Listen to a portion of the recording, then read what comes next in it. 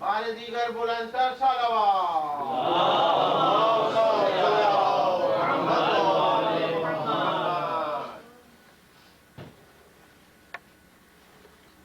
أعوذ بالله السميع العليم من الشيطان اللعين الرجيم. بسم الله الرحمن الرحيم.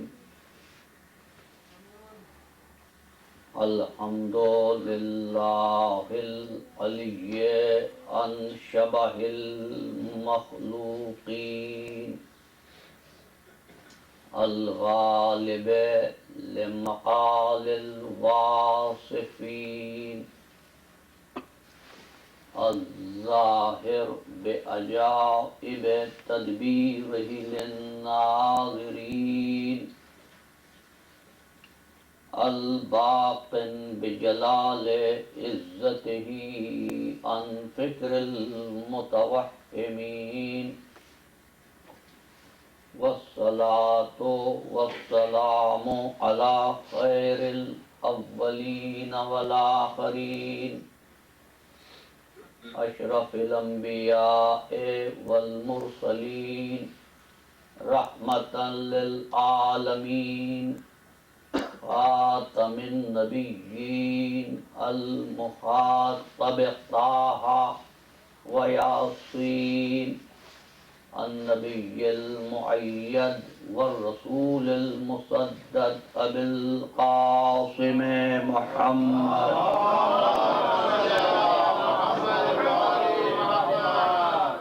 وأهل بيت الطيبين الطاهرين المعصومين المظلومين الذين أذهب الله عنهم الرجس وطهرهم تطهيرا.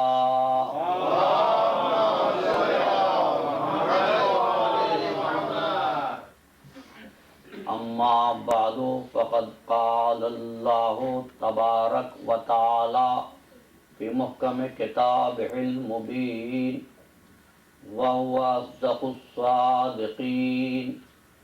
بسم الله الرحمن الرحيم. إذا الشمس كورت وإذا النجوم انكدرت وإذا الجبال سيرت وإذا العشار أبطلت. صلوات.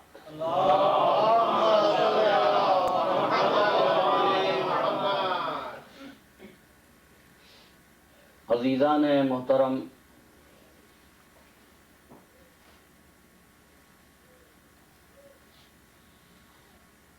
امن عالم کا جائزہ لیتے ہوئے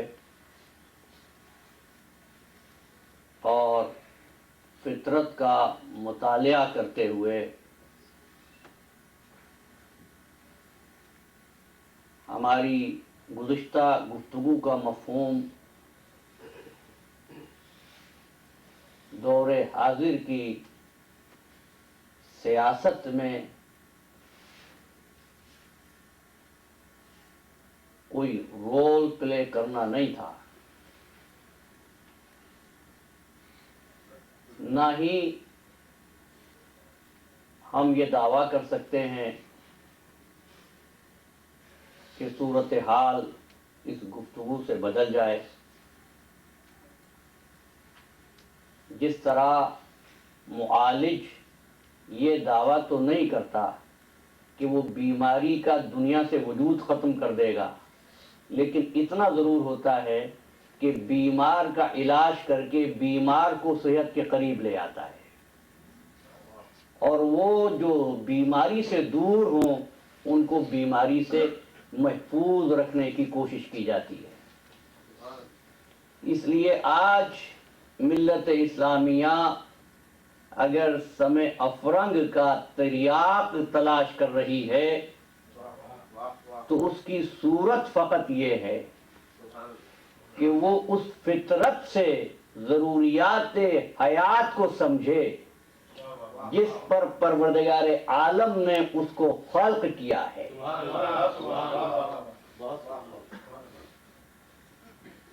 اس امر میں دو رائے نہیں ہیں کہ کرۂ ارض پر انسان پروردگار عالم کی مضبوط ترین مخلوق ہے، قدرت کی صناعی کا بہترین شاہکار ہے،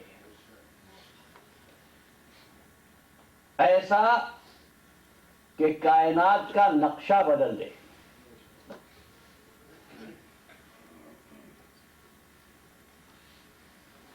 لیکن یہ انسان اپنی جبلتوں کے ساتھ کچھ ضروریات پر انحصار کرتا ہے. کچھ چیزوں کے بغیر اس کی حیات نہیں چلتی. یہ جانوروں سے بہتر ہے نہیں، مخلوقات سے اشرف ہے، اشرف المخلوقات، لیکن جانوروں سے الگ رہ کر بھی حیات نہیں گزار سکتا. نباتات سے دور رہ کر بھی یہ اکیلا اپنی حیات نہیں بسر کر سکتا، اس لیے کہ پروردگار عالم نے اس کو صلاحیتیں دیں، قوا دیے.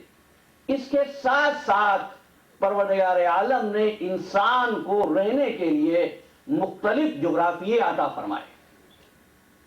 عزیزان گرامی، میرا مقصود کسی پر تنقید نہیں ہے، لیکن تقاضا میری گفتگو کا یہ ہے کہ جب آپ ایک چیز کو ایک مقام سے دوسرے مقام پر لے جاتے ہیں تو ٹرانسپورٹیشن کے ذریعے کا انتخاب کرتے ہوئے اس چیز کی خصوصیات کو پیش نگاہ رکھتے ہیں. جب آپ وزنی پتھر اور وزنی لوہا ایک مقام سے دوسرے مقام تک لے جاتے ہیں تو آپ کی ضرورت ٹرانسپورٹ کی مختلف ہوتی ہے. لیکن اگر آپ کو آئس کریم ایک مقام سے دوسرے مقام تک لے جانا ہو تو وہ ٹرانسپورٹ جو لوہے اور پتھر کے لیے تو مناسب تھا، وہ اس پگھلنے والی چیز کے لیے مناسب نہیں ہوتا. مجھے کہنا صرف یہ ہے کہ جس وقت آپ انسان کے لیے اس دنیا کو امن و آشتی کی فضا کے طور پر بنانا چاہتے ہیں تو خصوصیات انسان سے کیوں نظریں پھیر لیتے ہیں؟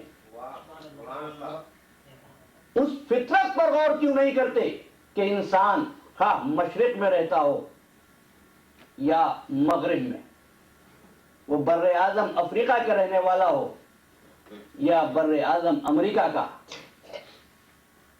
اس میں ایک قدر مشترک ہے. وہ مشترک قدر یہ ہے کہ اس کو کچھ گھنٹے کام کرنے کے بعد تھکن محسوس ہوتی ہے،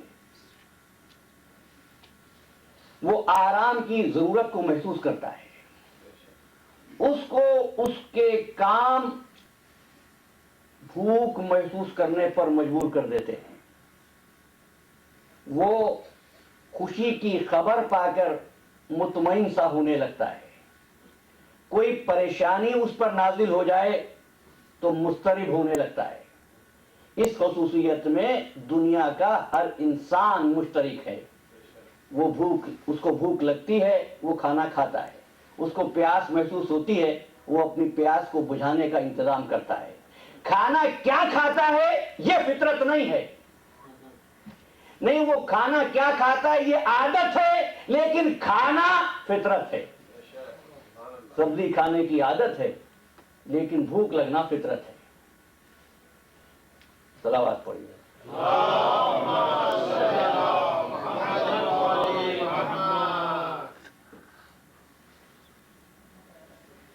محمد و آل محمد بلندر صلوات.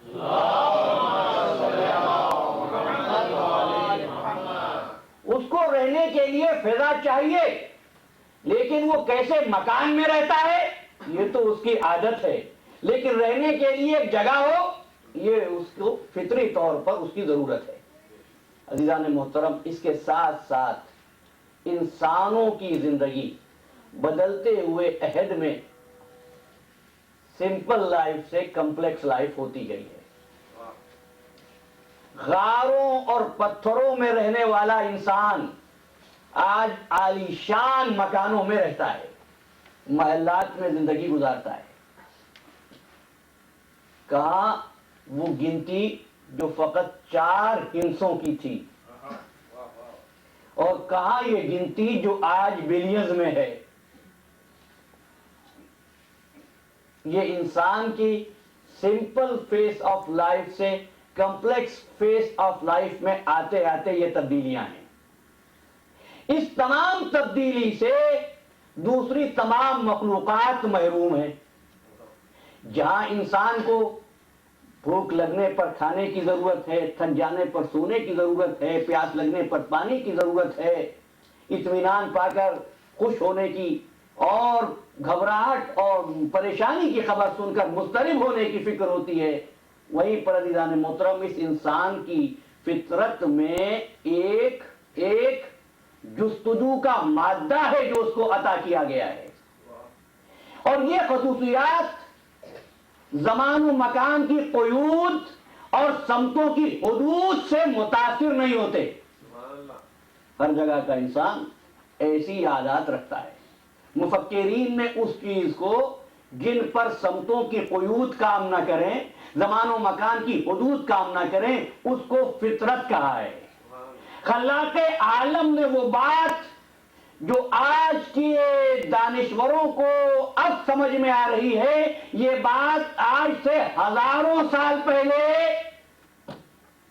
فطرت اللہ التی فطر الناس علیہا لا تبدیل لخلق اللہ ذالک الدین القیم۔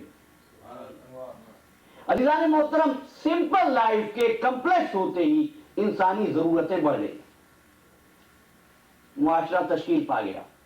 کہاں 4 کی گنتی ایک خاندان، کہاں بلینز کی گنتی بے شمار خاندان، اور اس ضرورت نے اس کو مجبور کیا کہ وہ اپنے لیے اپنی اس کثرت کو یونائٹ کرنے کے لیے کسی وحدت کا سہارا لے اور بات آگے بڑھائے۔ جب آگے بڑھی بات تو جستجو کے مادے نے اس کو اسپیشلائزیشن پر آمادہ کیا۔ یہ اسپیشلائزیشن کیا ہے؟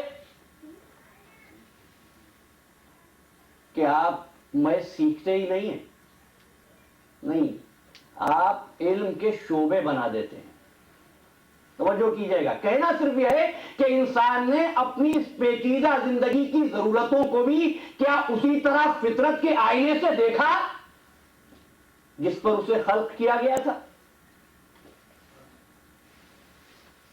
ایک علم ہے طبیعیات، ایک علم ہے کیمیا، ایک علم ہے علم حیاتیات، لیکن اب فقط کیمسٹری نہیں ہے، فقط فزکس نہیں ہے، کوئی نیوکلیئر فزکس کا ماہر ہے، کوئی آرگینک کیمسٹری جانتا ہے، کوئی ان آرگینک کیمسٹری کا واقف ہے، کوئی بائیو کیمسٹری کا عالم ہے، کوئی فزیکل کیمسٹری کو جانتا ہے، کوئی انالیٹیکل کیمسٹری کا اسکالر ہے سب کیمسٹری کے، لیکن آرگینک کیمسٹری سے آپ آرگینک مسئلہ معلوم کیجئے، ان آرگینک کیمسٹری والے سے آپ ان آرگینک کا مسئلہ معلوم کیجئے، نیوکلیئر سائنس پڑھنے والا آپ کو نیوکلیس کے بارے میں خبر دے گا۔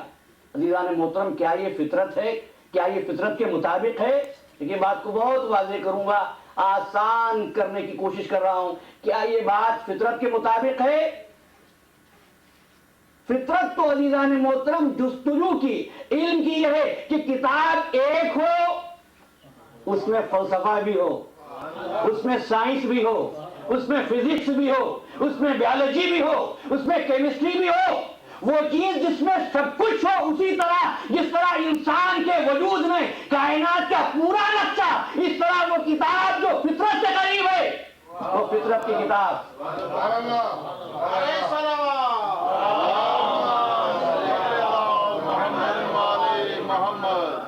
عزیزان گرامی، وہ کتاب اگر پھیلے تو لا رتب ولا یابس الا فی کتاب مبین بن جائے، اور سمٹے تو نقطہ بن جائے۔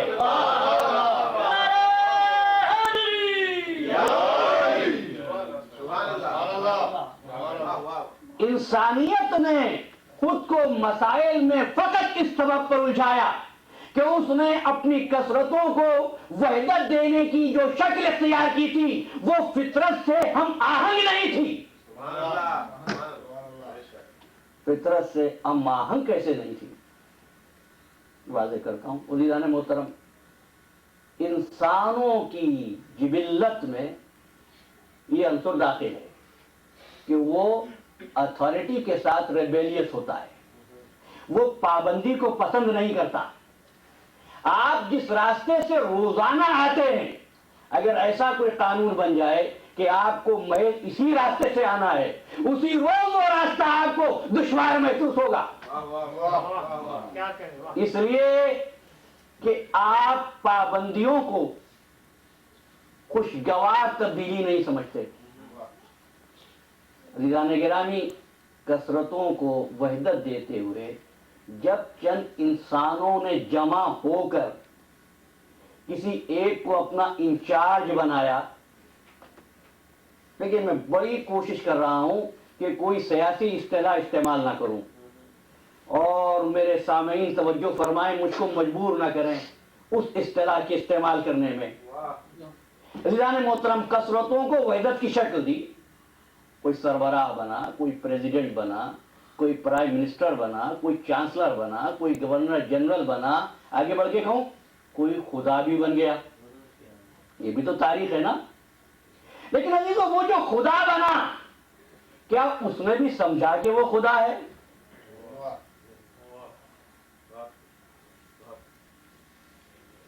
بات کو آسان کرتا ہوں. بھائی فرعون نے دعوی خدائی کیا، ماننے والوں نے فرعون کو خدا مانا ہو. کیا فرعون بھی خود کو خدا سمجھتا تھا؟ چلیے اس بات کو یہاں چھوڑتا ہوں، وضاحت کروں گا، ہم تفصیلات میں بعد جائیں گے. یاد رکھیے گا، کسی کو بنانا اور کسی کا بن جانا اور بات ہوتی ہے، اور کسی کا ہونا اور بات ہوتی ہے. کسی کے بنانے سے کوئی بنتا نہیں ہے، بن ہی نہیں سکتا ہے. تو فطرت سے ہم آہنگ کیسے ہو؟ علامہ فخر الدین رازی نے کہا کہ انسانیت کی بھلائی صرف اس ایک امر میں مضمر تھی کہ انسانوں کی کثرت کو وحدت معصوم کے سہارے ملے. پوچھا گیا پھر یہ سقیفہ و شورا کس لیے ہوا تھا؟ انہوں نے کہا کہ مجبوری یہ تھی. عزیزان محترم، میں اپنے مدعا تک پہنچا. انہوں نے کہا کثرت کو وحدت تو عصمت کے سہارے سے مل سکتی ہے، لیکن مجبوری یہ تھی، امت میں ہم کو کوئی معصوم نظر نہیں آیا، لہذا ہم نے اجماع امت کو معصوم سمجھا. پھر کہتا ہوں عزیزان محترم، بیماریوں کا مجموعہ شفا کیسے بن گیا؟ کثرت کو وحدت دیتے ہوئے عزیزان محترم سب کچھ انسان کو ملا فطرت کے ذریعے. فضا ملی فطرت کے ذریعے، جاننے کی جستجو ہوئی فطرت کے ذریعے، ایک دوسرے سے میل جول کی خواہش پیدا ہوئی فطرت کے ذریعے. آپ نے جو اتھارٹی اس کے سر پر مسلط کی، کیا وہ فطرت سے امان تھی؟ خواہ وہ کوئی بھی نظام ہو، مونارکی ہو، جمہوریت ہو، ڈکٹیٹرشپ ہو، بادشاہت ہو، کیا یہ فطرتوں سے امان تھی؟ پھر ہوا یہ کہ انسان کے ہاتھوں انسان کا خون بہنے لگا. میں نے اپنی تمہیدی گفتگو میں کچھ اصلاح کی کوشش کی تھی، تفصیلات میں انشاءاللہ ہم بعد جائیں گے. انسان کے ہاتھوں انسان کا خون بہنے لگا. کچھ لوگ معاشیات پر قابض ہوئے، کچھ لوگ خیالات پر قابض ہوئے، کچھ لوگ عقائد پر قبضہ کر کے بیٹھ گئے. جس نے معاشیات والوں سے اختلاف کیا ان کو معاشیات نے معاشی قتل سے ختم کیا. جس نے خیالات پہ قبضہ کیا اس نے سوچنے والوں کے سروں کو تن سے جدا کر دیا. جس نے عقائد پہ قبضہ کیا، اس نے اختلاف رکھنے والوں کو موت کے گھاٹ اتار دیا۔ یہ دنیا کی تاریخ ہے، یہ انسانیت کی تاریخ ہے۔ نتیجہ یہ ہوا کہ جب انسان کے ہاتھوں انسان کا خون بہنے لگا تو انسانیت نے یہ چاہا، انسانوں نے یہ طے کیا کہ اب ہم سب مل کر ایک ضابطۂ اخلاق بنائیں۔ پہلا منشور انسان کا، انسان کے احترام کے لیے میگنا کارٹا نے 1215 میں فرمان مشروطیت کے نام سے جاری کیا۔ دوسرا 1798 میں فرانس نے ڈکلریشن آف ہیومن رائٹ دیا، اور آخری منشور حیات نہیں، چارٹر آف ہیومن رائٹس اقوام متحدہ نے دیا، یونائٹڈ نیشن نے دسمبر 1948 میں دیا۔ اور ان سب کا آغاز یہاں سے ہوتا تھا کہ چونکہ انسان کو آزاد پیدا کیا گیا ہے، لہذا انسان کی آزادی کو کسی طور پر بھی سلب نہیں ہونا چاہیے۔ عزیزان محترم، جب انسان کو آزاد پیدا کیا گیا ہے تو کسی کو کیا حق ہے کہ کوئی اپنے حکم کے ذریعے انسانوں کو اپنے قانون کا پابند بنا لے؟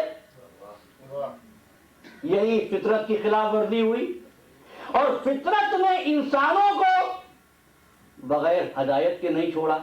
اب ایک بات کہتا ہوں، وہ بات جو آج متمدن دنیا کی سمجھ میں آئی وہ آج سے 1400 برس پہلے نہیں، وہ آج سے ہزاروں سال پہلے تخلیق آدم کے وقت وحی الہی کی تائید کے ساتھ اس طرح آئی، اما یاتینکم منی ھدی فمن تبع ھدایا فلا خوف علیہم ولا هم یحزنون۔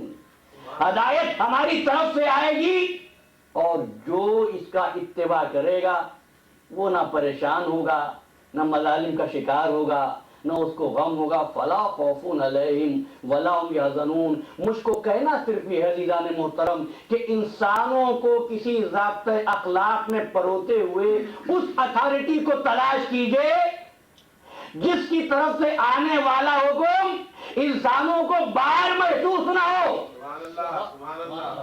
جو کسی انسان سے کسی قسم کا رشتہ نہ رکھتا ہو اور سب سے مشترک رشتہ رکھتا ہو، صاحب کمال ہو، صاحب جلال ہو، صاحب جمال ہو، سب کا خلق کرنے والا اس طرح ہو کہ اس کا حق سب پر ہو، اس پر کسی کا حق نہ ہو۔ اور وہ ذات، وہ جس نے آواز دی قل هو اللہ احد اللہ الصمد لم یلد ولم یولد ولم یکن لہ کفوا احد۔ یہی وجہ ہے آدم سے خاتم تک انبیاء اسلام نے ایک ہی پیغام دیا، قولوا لا الہ الا اللہ۔ شریعتیں بدلی لیکن کلمہ اسلام نہیں بدلا۔ سرکار ختمی مرتبت نے بھی آ کر پہلی منزل پر محمد رسول اللہ تو نہیں کہا تھا، قولوا لا الہ الا اللہ۔ یہ ایک توحید کا پیغام اصل میں فطرت کے اس سنگ میل کو نصب کرنے کا اعلان تھا کہ یہ وہ ایک ہے جو تمہاری کثرتوں کو وہ وحدت دے گا، جہاں کوئی کسی پر زیادتی نہیں کر سکے گا، ہر فیصلہ وہاں سے ہوگا، زیادتی نہیں کرے گا، اور جب زیادتی نہیں کرے گا تو اس کی طرف سے عطا اس طرح ہوگی کہ تمہارے عمل کے وزن کو نہیں دیکھے گا، عمل کی کیفیت کو دیکھے گا۔ عزیزان محترم یاد رکھیے، فطرت عمل کی پیمائش کا نام نہیں ہے، فطرت عمل کی کیفیت کا نام ہے۔ یہی وجہ ہے کہ لوگوں کے طولانی رکوع و سجدے ایک طرف رہے، علی کی ایک ضربت قیامت تک عبادت سے بہتر بن گئی۔ محمد وآل محمد بلندتر صلوات۔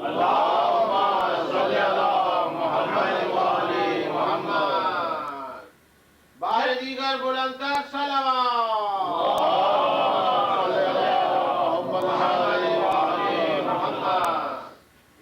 قولوا لا الہ الا اللہ، تو جس وقت قولوا لا الہ الا اللہ کا حکم دیا جا رہا تھا تو اصل میں انسانی کثرت کو وحدت کا وہ نقطہ دیا جا رہا تھا جس کا کوئی جسم نہیں ہوتا، جس کے کوئی اجزاء نہیں ہوتے، نہیں، وہ تو غیر منقسم ہوتا ہے۔ عزیزو، نقطے کی شان ہی یہ ہے کہ وہ تقسیم نہیں ہوتا ہے۔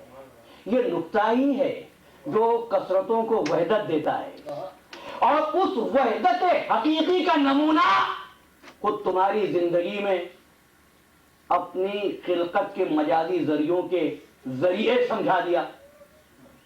ماں باپ کون ہے؟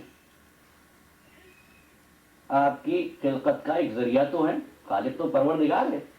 عزیزان محترم، فطرت نے یہ انتظام اس لیے کیا کہ کسی کا اتحاد، کسی افتراق کا پیش خیمہ نہ بنے، ورنہ کیا ایک خاندان کا اتحاد دوسرے خاندان والوں کے مقابلے پر، ایک شہر کے رہنے والوں کا اتحاد دوسرے شہر کے رہنے والوں کے مقابلے پر، ایک ملک کے رہنے والوں کا اتحاد دوسرے ملک کے مقابلے پر، تو اتحاد کی دیواریں درمیان سے اٹھی۔ لیکن اسلام نے وہ انتظام کیا، فطرت نے اس نظام کو قائم کیا جہاں اتحاد کی دیوار عالم انسانیت کے بیچ میں سے نہیں، عالم انسانیت کو حصار میں لے کر اٹھی۔ سبحان اللہ، سبحان اللہ۔ اور حکم اس طرح آیا، وَلَا تَعْبُدُوا إِلَّا إِيَّاهُ وَبِالْوَالِدَيْنِ إِحْسَانًا۔ دیکھیں کتنے قریب قریب ہیں خلقت کے یہ دونوں ذریعے، ایک حقیقی خالق، ایک مجازی، ایک ذریعہ خلقت کا، ماں باپ اور پروردگار۔ لا تعبدوا الا اياه۔ دیکھیے بات ایسی کہ وہاں ڈیبیٹ نہیں ہے، وَقَضَىٰ رَبُّكَ، تیرے رب نے فیصلہ کر دیا ہے۔ اب کسی کے پاس جائیے، وہ کہتے ہیں میں فیصلہ کر چکا ہوں، اس کا مطلب یہ ہے جہاں فیصلہ ہو جاتا ہے وہاں گفتگو کی گنجائش نہیں رہتی، وہ نقطے نہیں اٹھائے جاتے۔ وَقَضَىٰ رَبُّكَ، تیرے رب کا فیصلہ ہے کہ عبادت تو سوائے اس کے کسی کی نہ کرنا۔ وَبِالْوَالِدَيْنِ إِحْسَانًا، اور والدین کے ساتھ نیکی کرنا، والدین کے ساتھ نیکی کرنا۔ یہ والدین کون ہوتے ہیں عزیزو؟ اخوت کی اکائیوں کو، اخوت کی کثرتوں کو وحدت بنا دیتے ہیں۔ اخوت کی تعریف یاد رکھیے گا، جہاں کوئی کثرت کسی وحدت میں بدل جائے اس کو اخوت کہتے ہیں۔ ایک باپ کی اولادیں بھائی کیوں ہوتی ہیں؟ اس لیے کہ ان کی کثرتوں کو ایک نقطہ اکائی دے رہا ہوتا ہے، یونائٹ کر رہا ہوتا ہے، وحدت دے رہا ہوتا ہے۔ اب بھائیوں کی اخوت ماں باپ کے ذریعے، تو بھائی کا بھائی پر حق ہے نا، اور باپ کا اولاد پر حق ہے۔ لیکن یاد رکھیے گا، باپ کے حقوق وہی ادا کرتا ہے جو بھائی کے حقوق ادا کرے، اور بھائی کے حقوق وہی ادا کرتا ہے جو باپ کو یاد رکھے۔ دیکھیں اسلام کیسا ہے، اس نے آواز دی لا الہ الا اللہ، کثرتوں کو وحدت کا نقطہ دینے کے بعد کہا کہ ہم کو وہی یاد کرے گا جو ہمارے بندوں کے ساتھ محبت کرے، اور بندوں کے ساتھ وہی محبت کرے گا جو ہماری وحدت کو یاد رکھے، ہماری وحدت کو یاد رکھے۔ تو وحدت کا آغاز تخلیق آدم کے وقت سے، آدم ہے، نوح ہے، ابراہیم ہے، موسیٰ ہے، عیسیٰ ہے، انسانیت ہے، فطرت کا شاہکار، کیونکہ انسانیت ہے تو ہدایت کا بھی انتظام ہے۔ سرکار ختمی مرتبت محمد مصطفیٰ صلی اللہ علیہ وسلم خاتم النبیین ہے، شریعت مکمل ہو گئی۔ یہ ہو سکتا ہے کہ حضور کی رحلت کے بعد عالم انسانیت تو رہے، شاہکار فطرت تو رہے اور ہدایت نہ ہو؟ نہیں، ایسا ممکن نہیں ہے۔ لہذا وہی دربار جہاں سے ہدایت ربانی ملی، اسی دربار سے ہدایت کا وہ سلسلہ ان الفاظ میں ملا، انی طارق فیکم الثقلین، میں جا رہا ہوں دو گرا قدر چیزیں چھوڑ کر، ایک کتاب خدا اور ایک میری عطرت، میرے اہل بیت. اب ان کو ایسا مجمع فضائل بنا دیا کہ ان کے احکامات تم پر گرا نہیں گزریں گے. میں نے کہا نا انسان کی جبلت میں اتھارٹی سے ریبیلیس ہونا، لیکن جس سے محبت ہو جاتی ہے اس کی ہر ادا محبوب ہوتی ہے. بھائی اولاد کی ہر ضد پہ غصہ نہیں، پیار آتا ہے. چاہتے ہو نا، محبت ہے. اس لیے عزیزان محترم، اسی لیے اللہ نے اس ذریعے کی جو سرکار ختمی مرتبت کے بعد عالم فطرت کے لیے ہدایت کا ذریعہ ہے، ان کی محبت کو واجب کر دیا. جب محبت ہو جائے گی تو یہ جو تمہیں حکم دیں تم کو گرا نہیں گزرے گا. اگر ان کے پاس آؤ گے تو ان سے کیے ہوئے ہر فیصلے کے ہم ذمہ دار. عزیزان محترم، لیکن انسانیت نے اپنی کثرتوں کو وحدت دیتے ہوئے غیر فطری راستوں کو منتخب کیا. غیر فطری راستے دنیا کی تقسیم جغرافیہ کی بنیاد پر کی ہے، پہاڑوں کی بنیاد پر، دریاؤں کی بنیاد پر، خشکی کے کچھ ٹکڑوں کی بنیاد پر. کیا یہ فطرت ہے؟ نہیں عزیزان محترم، فطرت میں فقط دو جوہر ہیں. کون سے جوہر؟ اعوذ باللہ من الشیطان الرجیم. ایک خیر، ایک شر، ایک حق، ایک باطل، ایک سچ اور ایک جھوٹ.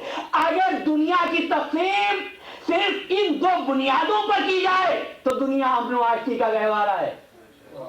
یہی وجہ ہے عزیزو کہ ایک ملک کے نیک اور بد آپس میں کامیابی کے ساتھ خوش رہ کر زندگی نہیں گزار سکتے، لیکن دو ملکوں کے نیک لوگ آپس میں مل جل کر زندگی گزار سکتے ہیں، اس لیے کہ وہ فطرت سے قریب ہوتے ہیں. اس لیے اللہ نے فطرت کے ذریعے دنیا میں خیر و شر کو پہچانوانے کے لیے آدم کو خلیفۃ اللہ بنایا اور ابلیس کو راندہ درگاہ قرار دیا.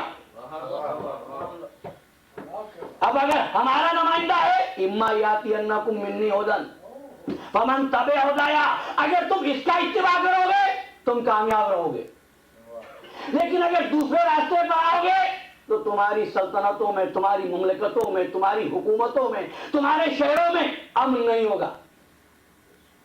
عزیزان محترم، اللہ نے اس حکم کے ساتھ وہ ذمہ داری اپنے اوپر بھی لے لی. کیا ذمہ داری ہے عزیزان محترم؟ بعض اوقات کہتے ہیں بہت خوش اسلوبی سے، بہت نیک نیتی سے بادشاہ وقت، حکمران مملکت عوام کی رعایا کے فلاح و بہبود کے لیے کام کرتا ہے.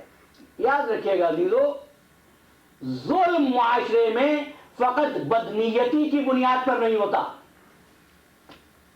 میری تمید یہاں ختم ہے. جملے آپ کو اگر یاد رہ جائیں تو میری محنت حاصل ہو جائے گی.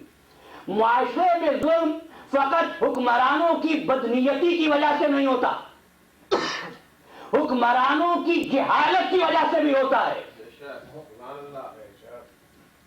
اب ظلم خواہ نااہلیت کی بنیاد پر ہو یا نیت کی بنیاد پر ہو، ظلم ظلم ہے. حکمرانوں کا فرض ہے نہ خود ظلم کرے نہ رعایا پر ظلم ہونے دے. بات طے ہوئی؟ واضح کروں، آدھی رات کے وقت میں ویرانہ سناٹا، فقط دو نفوس ایک جگہ پر، آدھی رات ادھر آدھی رات ادھر، ایک شخص دوسرے شخص کو قتل کر دیتا ہے. توجہ، اور مقدمہ حاکم کے پاس پیش ہوتا ہے.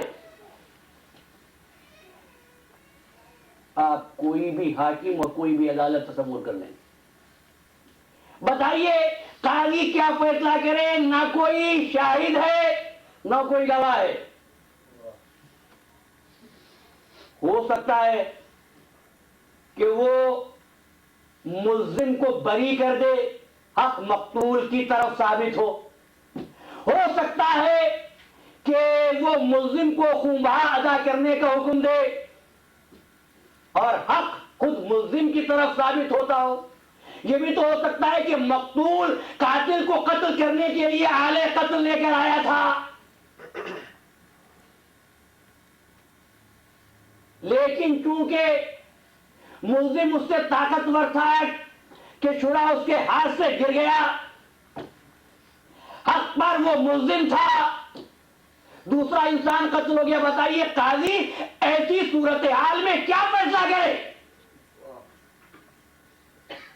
یہاں نیت کی خرابی نہیں ہے، علم کی کمی ہے. عزیزان محترم، اس لیے عالم فطرت میں فقط وہ حاکم ہے جس کے علم میں کسی قسم کی کمی نہ ہو. نہیں، وہ ایسی کتاب لے کر آئے لا ربی ولا یابس الا فی کتاب مبین، اور قاضی وہ کلا شیء احصیناہ فی امام مبین. اور محمد و آل محمد بلندتر صلوات.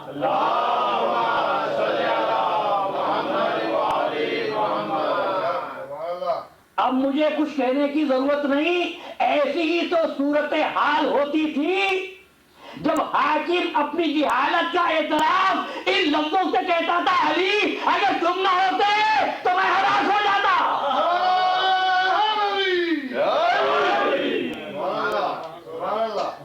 اور عزیزوں، جب یہ طے ہو گیا کہ مسئلے میں الجھنے والا حالات سے بے خبر تھا اور مدد کرنے والا علم رکھتا تھا، تبھی تو اس نے کہا اگر آپ نہ ہوتے تو میں ہلاک ہو جاتا. تو اب مجھے بتائیے، فطرت انسانیت کیا کہتی ہے؟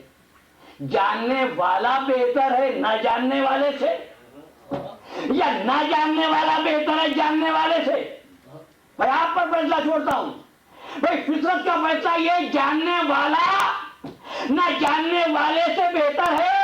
اور جب یہ طے ہوا کہ مسئلہ بتانے والا مسئلہ پوچھنے والے سے بہتر ہے، تو مسئلہ بتانے والے کو حاکم ہونا چاہیے، مسئلہ پوچھنے والے کو نہیں.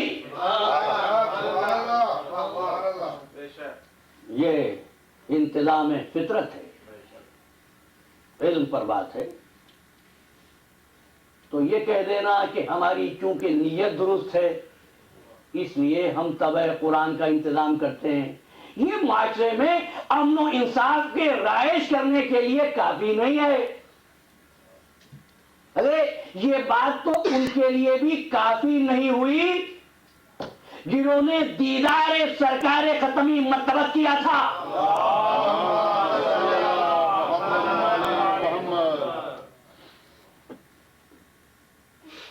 بھائی سورج روزانہ طلوع ہوتا ہے، اس کی روشنی مشرق میں بھی پڑتی ہے، مغرب میں بھی، چھتوں پر بھی پڑتی ہے، مکانوں پر بھی، پہاڑوں پر بھی پڑتی ہے، میدانوں پر بھی پڑتی ہے.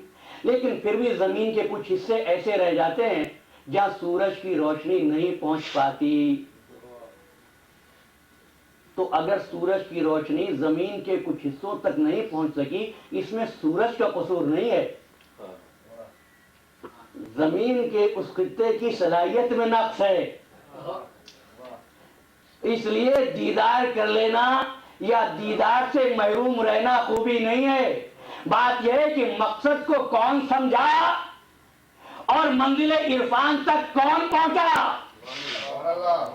اور بات بڑی واضح ہے، اختلافی اور متنازعہ مسائل کو چھیڑنا میری عادت نہیں. جب اللہ نے اعلان کیا تھا کہ میں زمین میں خلیفہ بنانے والا ہوں، تو فرشتوں نے کہا اتجعل فیہا من یفسد فیہا ویسفک الدماء، پروردگار کیا تو ایسے کو بنائے گا جو زمین میں فساد برپا کرے، ناک خونریزی کرے؟ اتنا کہہ کر رک جاتے تو میں یہ بات نہ کہتا. لیکن اس کے بعد آیت کہتی ہے نحن نسبح بحمدک ونقدس لک، پروردگار ہم تیری تسبیح و تقدیس کرتے ہیں. تو خلیفہ بنا رہا ہے ایسے کو جو فساد برپا کرے، ہم تیری تسبیح و تقدیس بجا لاتے ہیں. کیا مطلب ہے کہ اگر خلیفہ بنانا ہی ہے تو ہم کو بنا دے. تو خلیفہ بنایا کہاں جا رہا تھا عزیزان گرامی؟ عرش پر. انی جاعل فی الارض خلیفہ، زمین پر اگر کسی فرشتے کو خلیفہ بنایا جاتا تو اس کو زمین پر بھیج دیا جاتا نا. میں کو فرشتوں تم تو قرب الہی میں رہتے ہو، قرب الہی چھوڑ کر زمین پر جانے میں خوشی اور برتری محسوس کر رہے ہو. جواب ملے گا قربت میں رہنا خوبی نہیں ہوتی، منصب کو پانا خوبی ہوتی ہے.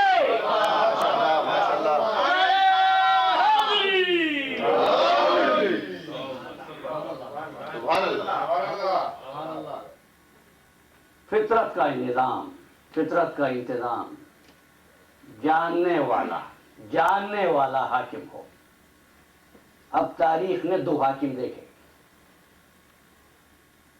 ایک حاکم نے برسر اقتدار آنے کے بعد یہ کہا کہ اے لوگوں میں تم سے بہتر نہیں ہوں. کبھی کبھی پڑھے لکھے احباب میرے جملے ضائع نہ جائیں، وہ کہتے ہیں میں تم سے بہتر نہیں ہوں. کبھی کبھی مجھ پر شیطان بھی غالب آ جاتا ہے.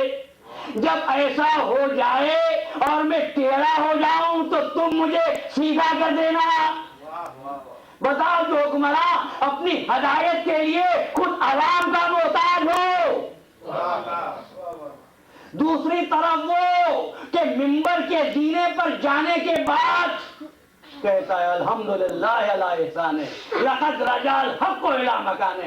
پروردگار کا شکر، جملے میرے مولا کے الحمدللہ علی احسانہ لقد رجع الحق الی مکانہ. پروردگار کا شکر جس کا احسان ہے آج حق اپنے مقام پر واپس آیا.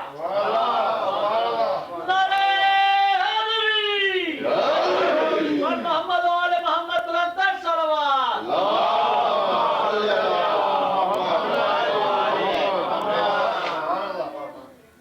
لقد رجع الحق الی مکانہ. اس کے بعد خطبہ شروع کیا اور جو پیغام دیا وہ یہ اے لوگو مجھ سے جو کچھ پوچھنا ہے پوچھ لو.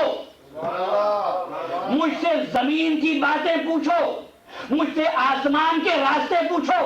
میں آسمان کے راستوں کو زمین کے راستوں سے بہتر جانتا ہوں. میرا سینہ اسرار الہی سے بھرا ہوا ہے.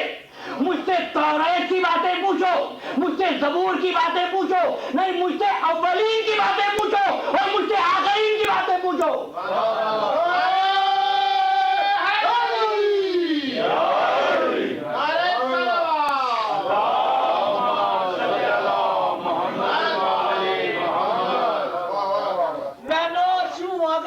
جنت میں جا سکوں، حسرت ہے بعد مر کے کچھ کام آ سکوں.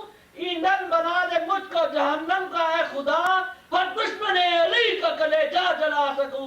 نعرہ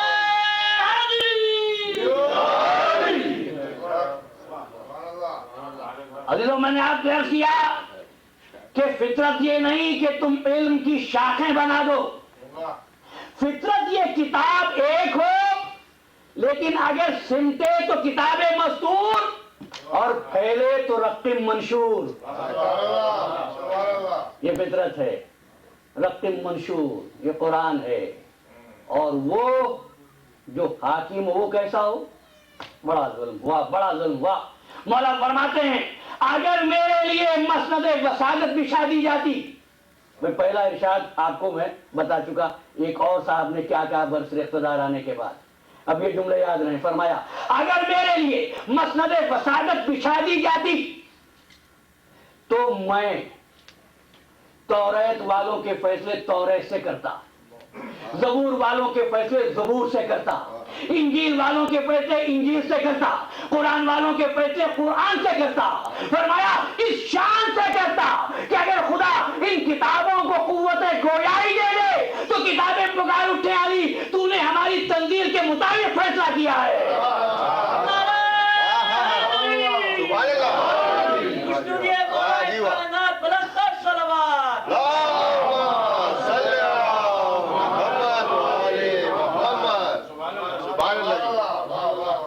عزیزان محترم یہی بندے معلم انسانیت ہیں اور یہی بندے نمائندگان فطرت ہیں.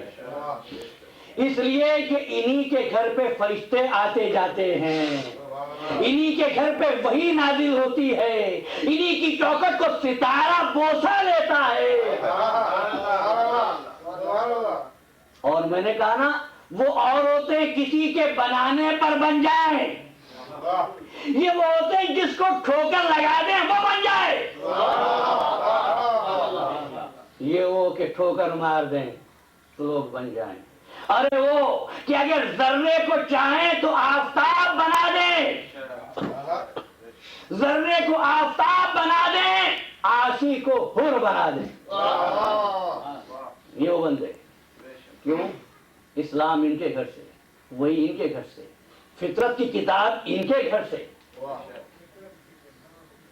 اب پوری ذمہ داری سے کہتا ہوں، دنیا نے ان سے کیا کیا پوچھا؟ کوئی ایک موقع تو بتاؤ انہوں نے کبھی کسی سے کچھ پوچھا ہو؟ ارے انہوں نے کبھی کسی سے مشورہ مانگا ہو؟ نہیں، مشورہ تو قاصر مانتے ہیں، کم علم مانتے ہیں، کوتاہ بین مانتے ہیں۔ یہی وجہ تھی کہ جس وقت ولید کے دربار میں مظلوم کربلا گفتگو کر رہے تھے، یہ جملے ولید کے دربار میں میرے مولا نے فرمائے۔ ولید نے یزید کا خط پڑھ کر سنایا اور کہتا ہے کہ حاکم کا حکم یہ ہے اگر بیعت نہ کریں تو قتل کر دیا جائے۔ تو ایک مرتبہ علی کے شیر نے سر اٹھایا اور کہا ولید کیا کہتا ہے؟ تو جانتا ہے ہم کون ہیں؟ فرمایا نحنو اہل بیت النبوہ، نحنو اہل بیت النبوہ۔ خدا کی قسم تاریخ فطرت ہے جس جملے میں سموئی ہوئی ہے، اہل بیت النبوہ، اہل بیت نبی نہیں، اہل بیت النبوہ۔ ہم نبی کے گھر والے نہیں، ہم نبوت کے اہل ہیں، نبوت کے گھر والے ہیں۔ نحنو اہل بیت النبوہ ومعدن الرسالہ، اور رسالت کی کان ہے۔ کان کس مکان کو کہتے ہیں؟ جہاں سے جواہرات نکلتے ہیں۔ یہ جواہرات کی کان نہیں ہے، رسالت کی کان ہے۔ ارے ان کی خدمتگار تو رسول بن گئے، معدن الرسالہ، رسالت کی کان۔ اور پھر جملہ فرمایا نحنو محبت الوحی، ہم وحی کے نازل ہونے کی جگہ ہیں۔ وَنَحْنُ مُخْتَلِفُ الْمَلَائِکَہ، ہم فیروزگاہ ملائکہ ہیں۔ اور ولید تو کیا ہم کو قتل سے ڈراتا ہے؟ سن، القتل لنا عادت وکرامتنا لنا شہادہ، قتل ہونا تو ہماری عادت ہے اور شہادت ہماری بزرگی ہے۔ اس کے بعد مولا دربار سے اٹھے، بڑی شان سے اٹھے۔ مروان بن الحکم نے جو پہلو میں بیٹھا ہوا تھا آگے بڑھا، بڑھ کے کہا ولید کیا کرتا ہے؟ اگر حسین آج بچ کر نکل گئے تو پھر حسین قابو میں نہیں آئیں گے، آج ہی حسین کا سر قلم کر دے۔ بس اتنا کہنا تھا کہ میرے مولا نے جلال کے لہجے میں فرمایا یہ اپنا زرقا تیری یہ مجال ہے یا ولید یہ کر سکتا ہے؟ آواز مظلوم کربلا بلند ہوئی اور دارالحمارے میں عباس اور علی اکبر کی چمکتی تلواریں نظر آئی۔ حسین آگے بڑھے، عباس کے ہاتھ پر ہاتھ رکھے کا عباس ہے جاؤ، یہ مدینہ ہے عباس، کربلا نہیں۔ جوانان بنی ہاشم کے حلقے میں میرا مولا واپس آیا۔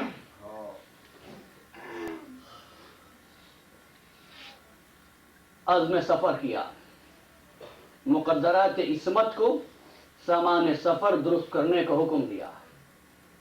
ایک مرتبہ نانا کے روضے پر آئے اور ہاتھ بلند کیے، اللہم ھذا قبر نبی کا، پروردگار یہ تیرے نبی کی قبر ہے، وہ انا ابن بنت نبی کا، اور میں تیرے نبی کی بیٹی کا بیٹا ہوں۔ قد حضر من الامر ما قد علمت، پروردگار جو مصیبت مجھ پر نازل ہوئی ہے تو اس کا علم رکھتا ہے۔ قد حضر من الامر ما قد علمت، اسماعیل نے کہا تھا اپنے بابا سے یا ابا طفل معصوم، اور بابا کر گزرو جس کا حکم دیا گیا۔ حسین فرماتے ہیں قد ادری من الامر ما قد علمت، میرے علم میں ہے یہ بات۔ یاد رکھو جہاں امر ہوتا ہے وہ مجبوری ہوتی ہے، جہاں علم ہوتا ہے وہ اختیار ہوتا ہے۔ نانا سے باتیں کرتے کرتے ایک مرتبہ میرا مولا غش کر گیا، خواب میں دیکھا نانا آئے حسین، وعدہ طفلی کے نبھانے کا وقت آ گیا حسین۔ حسین میرا کلمہ پڑھنے والوں نے تجھ پر مدینے کی زمین طے کر دی، لیکن حسین تو اکیلا تو نہیں جا رہا، حسین ہر منزل پر تیرا نانا تیرے ساتھ ہوگا۔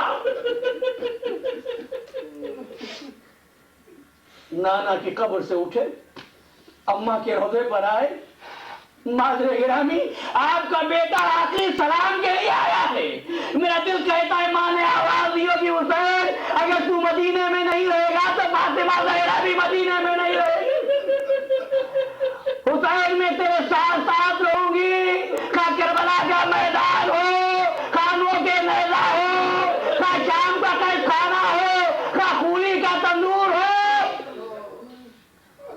اماں کے روضے سے رخصت ہوئے، بھائی کی قبر پر آئے، بھائی کو سلام کیا، دولت سرا میں تشریف لائے، صحابہ نے سفر درست کرنے کو حکم دیا۔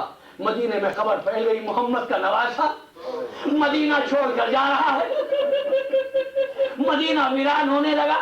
جس کو پتا چلا وہ حسین سے ملنے کے لیے آ گیا، ملنے کے لیے محمد حنفیہ آئے۔ حسین آپ جا رہے؟ کہاں بھائی میرے نانا کی امت مجھ کو مدینے میں نہیں رہنے دیتی، میں جا رہا ہوں۔ ایک مرتبہ محمد حنفیہ نے حسین کو گلے لگایا، روایت کے الفاظ ہیں گلے لگا کے محمد حنفیہ رونے لگے۔ جب محمد حنفیہ رونے لگے تو حسین بھائی کو روتا دیکھ کر اور شدت سے روئے، جملہ ہے وہ یہ حسین چیخ مار کر روئے۔ محمد حنفیہ نے رخصت کیا۔ اس کے بعد عبداللہ بن جعفر تیار آگے بڑھے، حسین کو گلے لگایا، کہ حسین سوچ تو یہ رہا تھا کہ تجھ کو مشورہ دوں کہ مدینہ نہ چھوڑ، لیکن حسین تو امام وقت ہے، اسرار الہی کو تجھ سے بہتر کون جانتا ہے، میں کون ہوں تجھ کو مشورہ دینے والا، لیکن مولا جب سے سنا ہے آپ مدینے سے جا رہے دل گھبرا گیا ہے، ایسا معلوم ہوتا ہے آپ تیری زیارت نصیب نہیں ہوگی۔ عزادارو، عبداللہ مدینے سے مکے تک حسین کی روانگی کے بعد آئے تھے، اسی خیال سے، اسی اشتیاق سے کہ ایک مرتبہ فرزند رسول کی زیارت کر لوں۔ مدینے میں رخصت کیا عبداللہ نے حسین کو۔ عبداللہ بن جعفر تیار کے بعد چاہنے والی نانی آگے بڑھی، جانتے ہیں کون؟ ام المومنین ام سلمہ، جس نے بعد وفات خدیجہ سید عالم کی پرورش کی اور بعد سیدہ حسنین کی پرورش کی۔ ضعیفی کا عالم ہے، سر کے بال سے پہلے آگے بڑھیوں کا میری لال، میرے لال حسین کیا مدینہ چھوڑ رہے ہو؟ کہا نانی میں نے فیصلہ کر لیا ہے مدینے چھوڑ دوں۔ کہا اچھا حسین یہ تو بتا دو کہاں کا ارادہ ہے؟ کہا نانی میں عراق جا رہا ہوں۔ جب عراق کا نام سنا ایک مرتبہ ام سلمہ آگے بڑھی، حسین کو گلے لگایا، کہا میرے لال تم عراق نہ جاؤ، نانی عراق جانے سے کیوں روکتی ہو؟ کہا بیٹے مجھے تمہارے نانا بتا گئے ہیں میرا حسین عراق کی زمین پر مارا جائے گا۔ حسین فرمانے لگے نانی کیا آپ سمجھتی ہیں کہ مجھ کو نہیں معلوم؟ نانی کیا آپ زمین کربلا دیکھنا چاہیں گی؟ آخری جملے، خدا تمہارے گھروں کو آباد رکھے، کیا زمین کربلا دیکھنا چاہیں گی؟ ام سلمہ فرماتی ہاں حسین بڑے فضائل سنے ہیں، زمین کربلا کی زیارت کرا دو۔ میرے مولا نے اشارہ کیا، تمام تختے پست ہوئے، کربلا کی زمین بلند ہوئی، کہ نانی دیکھو یہ وہ مقام ہے جہاں علی اکبر کے سینے پر پرچھی لگے گی، یہ وہ جگہ ہے جہاں قاسم کی لاش تمہیں اسپا سے پامال ہوگی، اور نانی دیکھو یہ وہ مقام ہے جب بعض کے بعد وہ قلم ہوں گے، اور نانی ذرا یہ دیکھنا یہ نجیب جہاں پر حسین مارا جائے گا۔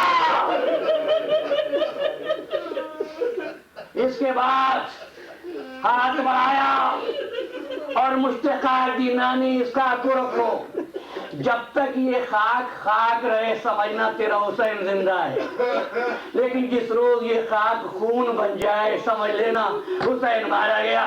ام سلمہ نے اس خاک کو طاق پہ رکھ دیا۔ اب دستور تھا ہر نماز کے بعد ام سلمہ آگے اس طاق پہ دیکھتی تھی، یہاں تک کہ محرم کا مہینہ آ گیا، دن گزرتے گئے، 10ویں محرم آئی، فجر کے وقت دیکھا خاک تھی، ظہر کے وقت دیکھا خاک تھی، تھوڑی دیر کے لیے آنکھ لگ گئی، خواب میں دیکھا رسول اللہ آئے ہیں، سر پر خاک ہے۔